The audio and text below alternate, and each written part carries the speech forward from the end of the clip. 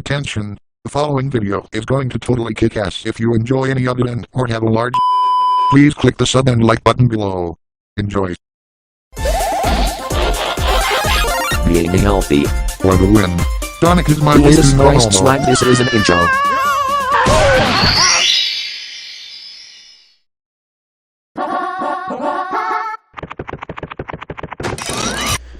Hey everyone, SCH4 here, and hope you enjoyed that YouTube rewind.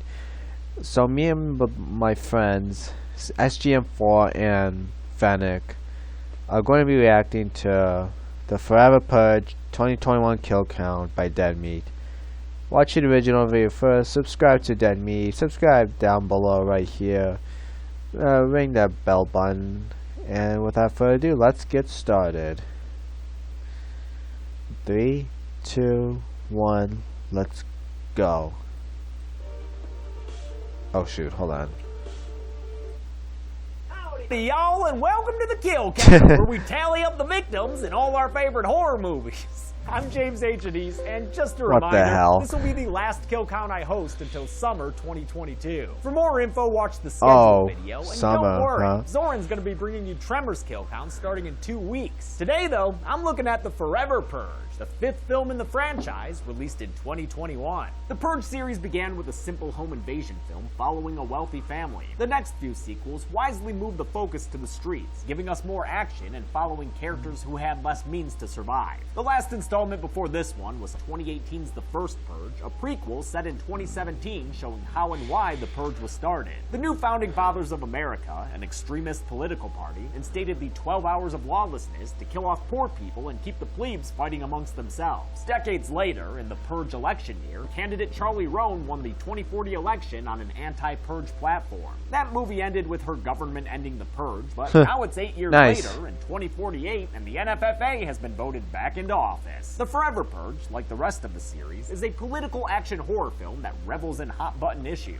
While the first Purge focused on the largely black population of Staten Island, the Forever Jeez, Purge racist turns its much? attention to Tejas and shows us what the Purge is like for undocumented immigrants. It was written by James DeMonico, who created The Purge, wrote all of the previous films, and show-ran the 2-season TV show on USA. He also directed the first 3 films, but stepped aside in the first Purge for director Gerard McMurray. That movie was all about being black in the United States, so DeMonico preferred to have a black director helm the project. So I lay the foundation for Jesus, these things, but blacks. it's really great to hand it off to someone who can bring, Sounds bring like an air this of movie's authenticity, like bring a voice that's very true. focusing on especially modern society racism. now with Jesus. great directors. Similarly, The Forever Purge is directed by Everardo Gout, a Mexican filmmaker who DeMonico figured could better speak to the issues covered in this installment. He called me out on a lot of shit, to be quite honest. Not to be blunt, but he'd be like, dude, we wouldn't speak like that as Mexicans. We wouldn't speak that way about America. I know Wow. the Purge films aren't masterpieces and can often feel heavy-handed and on the nose, but I still enjoy the series for what it is, an exploration of the US with its worst instincts run amok. I think of them as entertaining thought experiments of how bad things could possibly get. As much as I enjoy watching them though, covering Purge movies is a special sort of hell. Counting their kills is an arduous frame-by-frame experience. 2 of them, Election Year and The First Purge, have held the Kill Count Championship with a combined tenure Oh, of more than boy. a year. Oh, The this First is gonna Purge be a lost the big belt to kill. Final Destination in August 2019, and the Forever Purge is the first installment to be released since then. Will this franchise take back the championship, or has it lost its main event luster?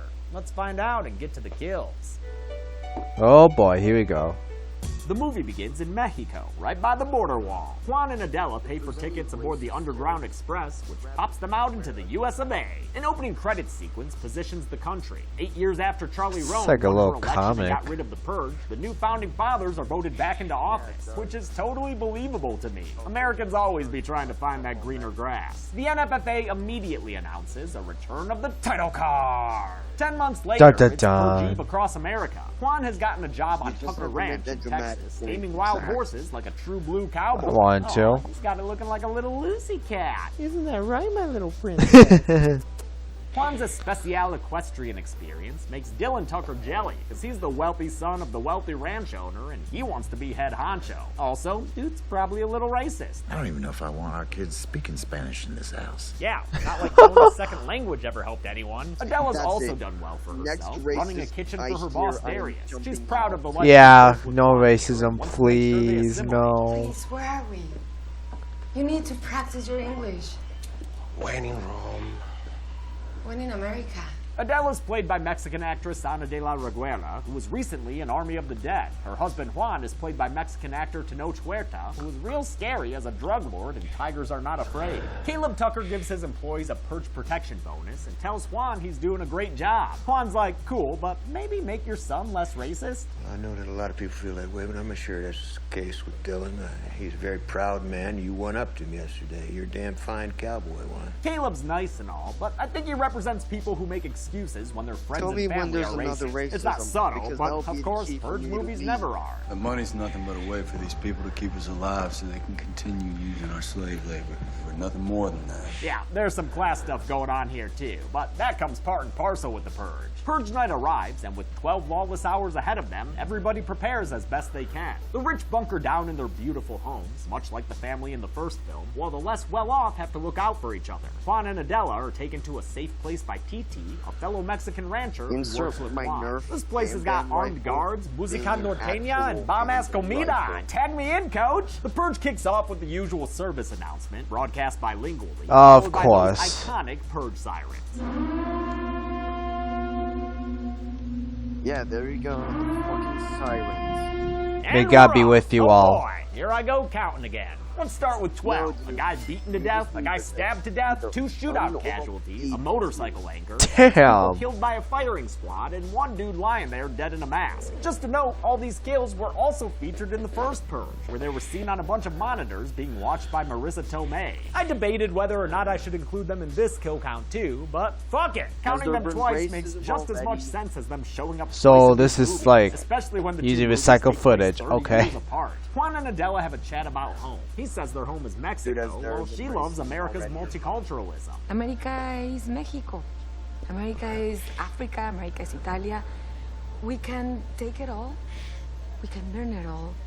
And we can embrace it. Not everyone shares Adela's sense of patriotism, though. She hears Uh-oh. some Purgers over a loudspeaker promising to purify America. We will no longer tolerate foreigners raping and pillaging the United States of America. Using unlikely night vision, Adela sees these trucks have people inside. But thankfully, there's nothing for me to count here. She doesn't see murder, just torture, so we're all good. Man, I have to write some fucked up sentences for this show. After a long night, the Purge siren signal that laws are back on the menu, boys. Finally, we get a look at a post-Purge day in one of these movies. I always wondered what that looked like. Oh, it's another body to count. Uh-oh. Yep, probably should have expected that. But hey, at least it's over. Right, man, on the news?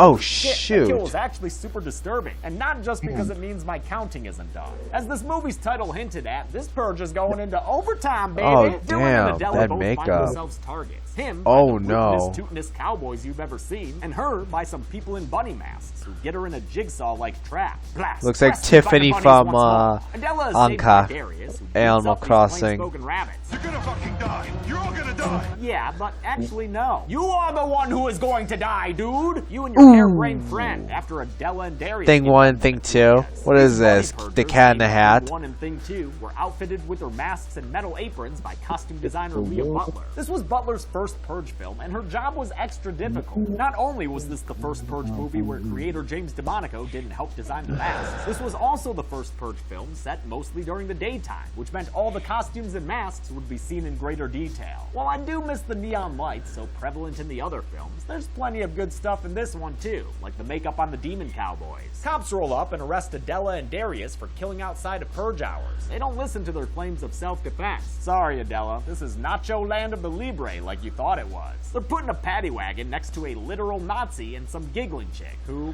yeah, I'm gonna guess that one's on drugs right now. Meanwhile, Juan and Titi get to the ranch just as the Tucker family learns who's holding them captive. It's Kirk, their employee, who's resentful about his wages. Hey, He's I have that apparently kind of part some mask. widespread revolution. You and all your rich-ass neighbors will find out what it's like to be penniless and powerless. To be like us! Even though this movie isn't subtle, I like that it still has a little bit of nuance. You get the sense it sympathizes with Kirk's legitimate grievances, but he's clearly the bad guy when he takes it too far and threatens to murder Dylan's sister Harper right in front of him. Then you got Caleb, the rich guy at the top, agreeing with Kirk that the whole system is fucked. The way the rich get rich off the backs of the poor.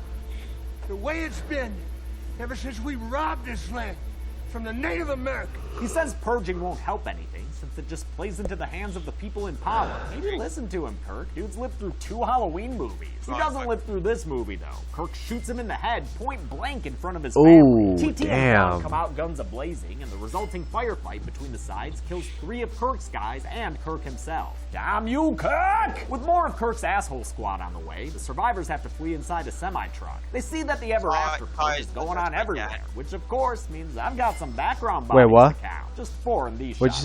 Dylan's pregnant wife Cassie demands that they find Juan's wife Adela. Cassie's never been a fan of all this purge shit. Fuck the purge. The NFFA. I like her. I also like Dylan's sister Harper, who steps out to help Juan and TT, since they did save their lives, and also since she's got a little crush on TT. Oh, jeez. It's like the Hunger Games out there. Wouldn't want to wind up like this dead. Or Squid Games. The sheriff's van, Nazi guy, shows off how much he knows his guns. Another brush shotgun. AK-47.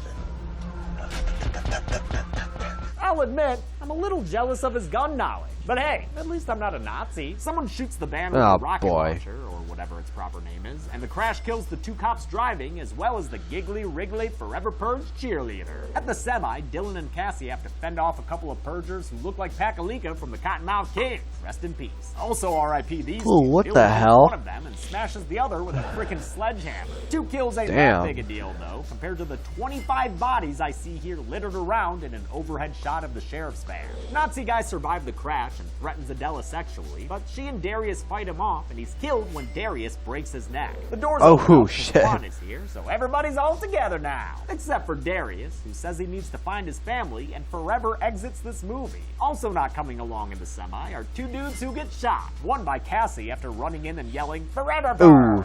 The truck drives away, and we see 8 more bodies that we didn't count before. And trust me, editor Josh and his girlfriend Kate made sure that these were new ones. They're great at this shit. Oh, As the shit. killers drive out of their Texas town, I we can get an see why you're gonna awesome take a shot break showing after large-scale this, destruction. James. There are only 2 kills I see clearly, though, and I'll put them on the count right now. Don't worry, plenty more bodies to count after they get to a motel. There are 3 outside and 3 inside. Those are what we call interior-exterior bodies. A news update tells us that the NFFA has declared martial law nationwide. They are strongly against the Forever Purge, since it's not something they can control. They have tapped into populist anger to gain power, but now that anger has turned against and overwhelmed them. The Forever Purge has already spread across the entire country, so the only thing our heroes can do is head for the border. For 6 hours only, Mexico and Canada will be accepting U.S. refugees. Mexico and Canada will take in anyone from America unarmed and give them sanctuary until order is reestablished in the U.S.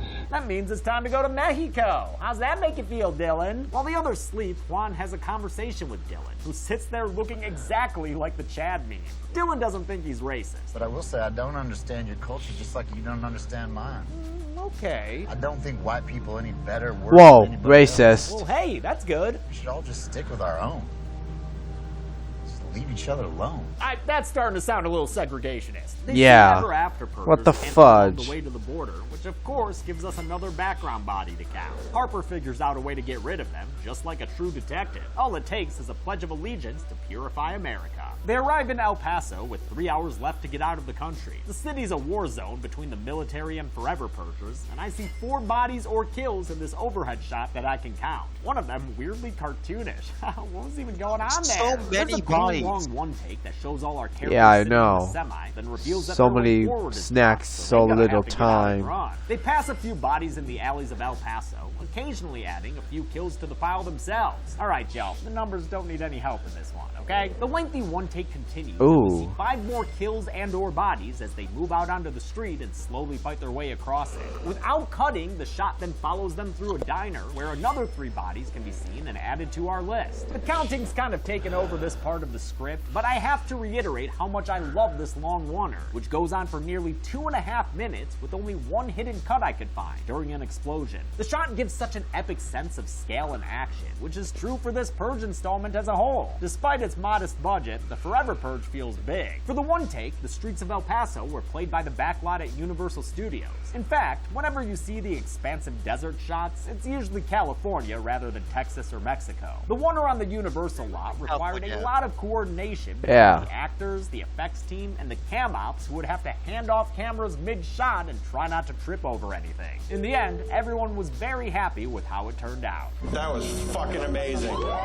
Good job. An NFFA tank fires and the blast blocks a door shut, separating Adela and Cassie from the rest of their group. Adela leads Cassie through a theater playing the OG Dracula, and they head into the back. What the? More bodies are seen. Those but look. it's tough That to looks count. 3D. Some of them are clearly plastic. I'm assuming they're theater props. Not everybody here is plastic or dead. This Lost Boys looking one was just acting. Oh, but now he's dead. Damn. As is this other dude who Adela closes the curtains on. The ladies then head outside where 7 more bodies can be seen in the background of various shots. A conversation reveals why Adela is so capable with firearms. She was part of a women's group that fought against the Mexican cartels. That's why she and Juan had to flee to the United States. The others are held up by a group of purgers led by this dude named Alpha. He calls his partner Mother, which has to be a Mike Pence reference. It goes along with the rest of his obviously referential dialogue. Look what we got here.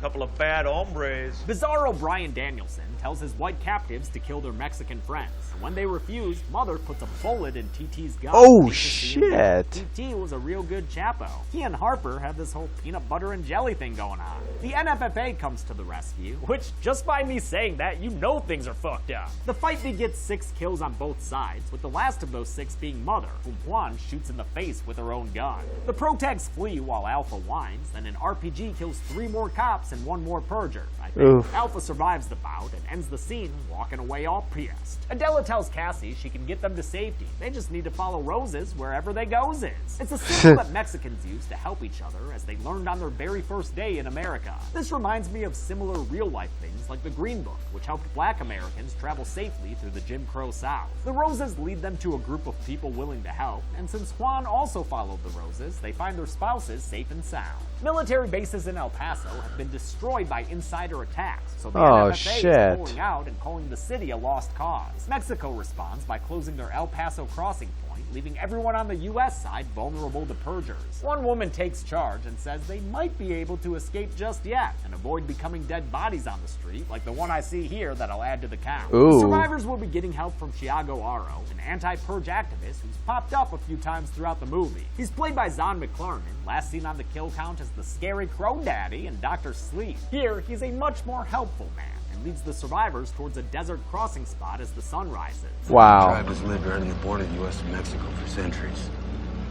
We're the only people who could legally cross. They're on their way to illegally entering the United Mexican States when they see that they've got company. That Alpha dude and his Beta bros driving towards them in their homemade warthogs looking for revenge. The would-be refugees reach the crossing point and enact a plan. Some of them will stay back to fight off the purgers while Harper takes Cassie to go have her baby in Mexico. Oh, whoa, and ride this sled thing? Oh man, that looks like so much fun! Though their ammo is low and their opponents are mean, these heroes are ready to— oh, wait, sorry. Hey guy, could you get out of this shot? Sorry, it's just, we don't really know you. Shit gets bumped and one dude fires off dynamite with a bow and arrow. It's so cool, I'll count 2 kills from the explosions, even though I can't say for certain anyone died. Once the shootout gets going, the kills are much easier to count, as long as you presume getting shot equals getting killed. If you do, that gives us another 7 in this scene. The protagonists get away and run to a building further back. When the Forever Purgers follow, 2 of them get cut down by Thiago and a friend, hiding against the wall wearing animal skulls. A motorcycle bursts into the building and knocks Adela down. Damn, she landed like Lita doing a suicide dive on Trish. There's a back and forth beat 'em up, and one dude tries to kill Juan like this were Pet Sematary 2. Adela shoots the guy, killing him and saving Juan's life. 2 other baddies get hacked and stabbed to death by Juan and Dylan.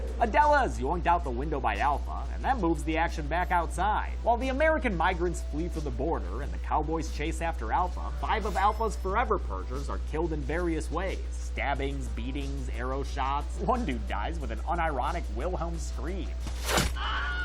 What year is this? Alpha tells Adela to scream for her loved ones. Uh-oh. In English, por favor. Did you forget how racist this dude is? Luckily, our heroes are cowboys and rope the fuck out of Alpha's gun and neck. There's no unnecessary fanfare as Juan kills Alpha by shooting him point blank in the head. Ouch. The bad guy is dead and our heroes are not. I'm happy most of them survived. R.I.P. TT. They cross the border into Mexico, a return trip for Juan and Adela, and Dylan is greeted with a brand new baby girl, one that looks as fake as the baby in American Sniper. What the hell? Dylan wasn't a monster, but I do wish we had had a moment of vocalized redemption from him. Then again, maybe I'm just not used to the Purge being subtle, and I should be happy for what we get. Gracias, Juan.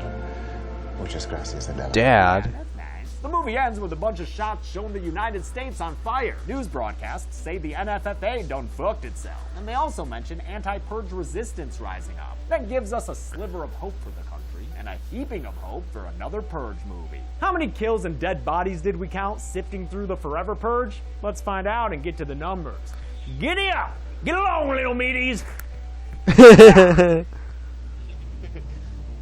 By our best count, 143 people died in the Forever Purge. Jesus, that's a far from the lot. top spot. In fact, it's currently tied for 8th most kills with Dawn of the Dead. So the That's gray enough is the movies. Purge. With a runtime of 103 minutes, that left us with a kill on average every 43.22 Are the gray seconds. people the I'm gonna vote Purgers? the Chainsaw for coolest kill to Thing 1, a victim of his own saw-like trap. Just like with saw traps, that cage was a practical rig sick. built by special effects coordinator Zach Knight. It really flipped over a stump Ah. and her by her neck. Good goddamn! Yeah, I'm surprised she survived that. Since it was recycled from the first Purge. Yeah. Give me fresh kills, please! And that's it. The Forever Purge came out in 2021, and James DeMonico has already said he has ideas for a 6th film. As for me, it's time to rest these weary bones for a little while. I'm gonna go get married, finally, and work on things that aren't the kill count. I love this show, and I'll miss it for the next 6 months, but I've gotta try to stretch my legs creatively. Don't worry, you'll be in good hands in the meantime.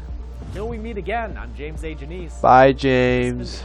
Happy New Year. Kill count. For 4.5 years, James A. Janice has been covering all your favorite horror movies. But in January, it's time to cover the scariest thing of all. Change!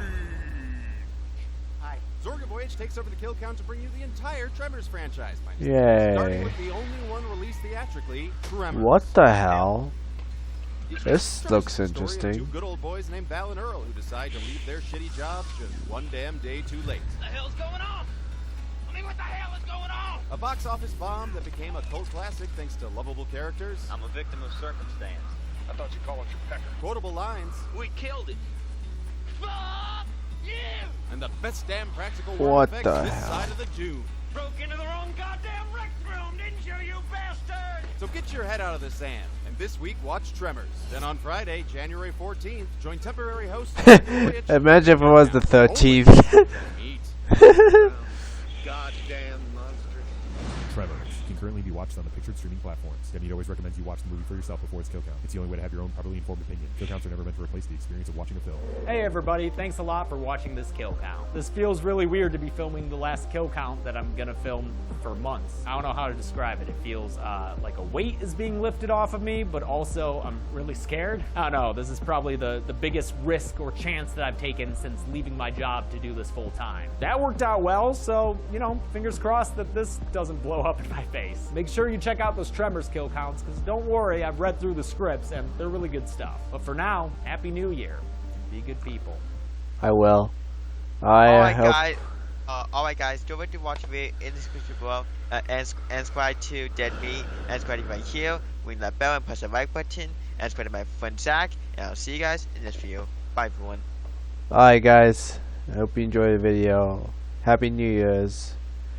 Hope you subscribe to my channel if you like my content.